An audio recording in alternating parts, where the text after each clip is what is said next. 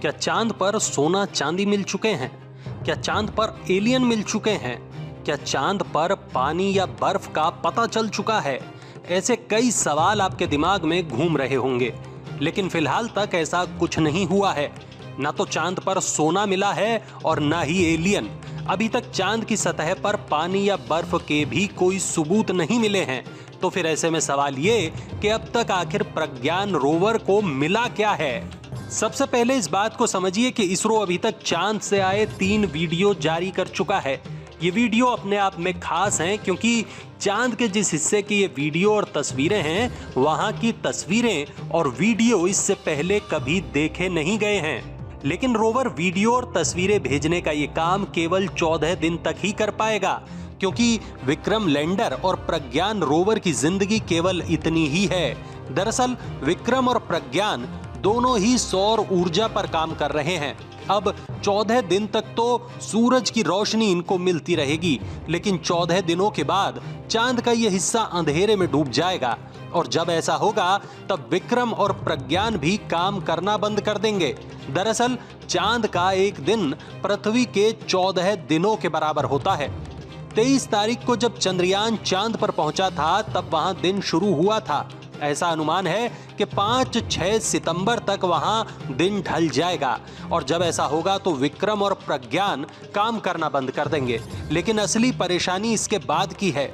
जैसे ही चांद पर रात होगी, वहां तापमान गिर जाएगा, -180 से -200 तक पहुंच जाएगा। और जब ऐसा होगा तब विक्रम और प्रज्ञान की सेहत पर बुरा असर होगा, इतना बुरा कि शायद ये फिर काम ही न कर पाएं। लेकिन अगर इसके बाद भी दोबारा सूरज उगने पर ये दोनों काम करते हैं तो ये अपने आप में एक चमत्कार के जैसा होगा।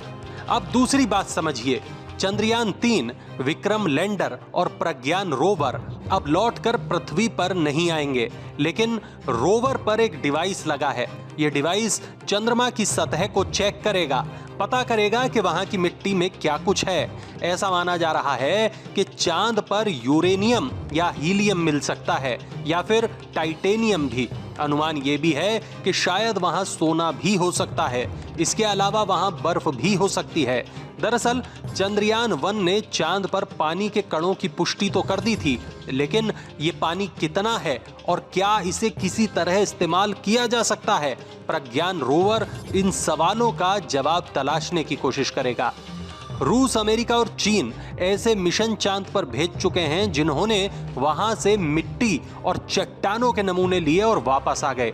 लेकिन भारत का प्लान ये नहीं है।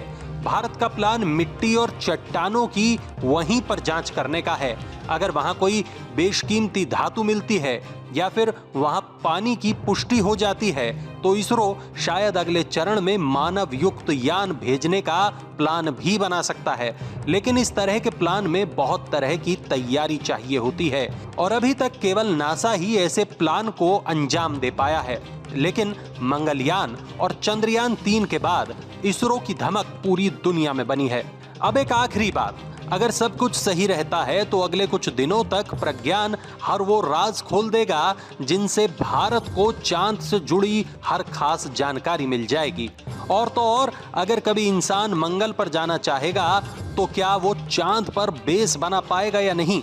ऐसे तमाम सवालों के जवाब भी भारत के इस मून मिशन से मिल पाएंगे। बस अब इंतजार है तो चांद से आने वाली नई जानकारियों का, जो भारत के लिए स्पेस की अंतहीन संभावनाओं का द्वार खोलेगी।